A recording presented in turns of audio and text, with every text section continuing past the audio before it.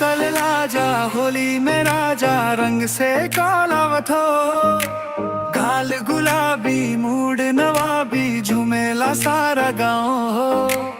अक्कल लाजा होली में राजा दिले नकावन बात हो। पिछ करी बोले मिस्क कोले भौजी फुल टाइट हो।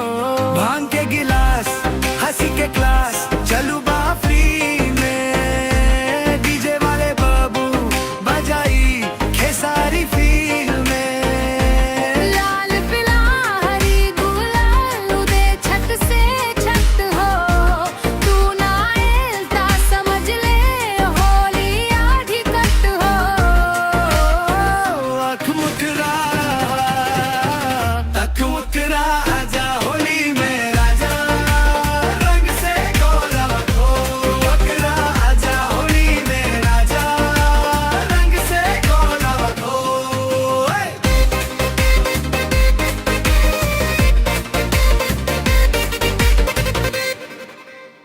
गली गली में सेल्फी सीने स्टोरी बालई वो। होली के दिन दुश्मन भी बोले भाई भाई भाई हो।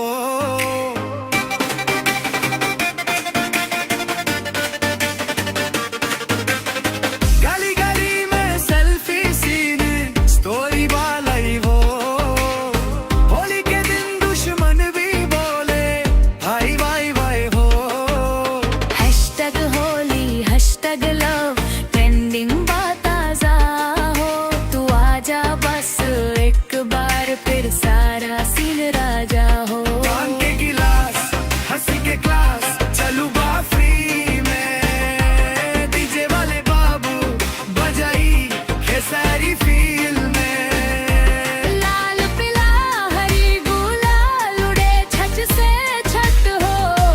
तू ना एलता समझ ले होली आधी कट हो। अख मुकरा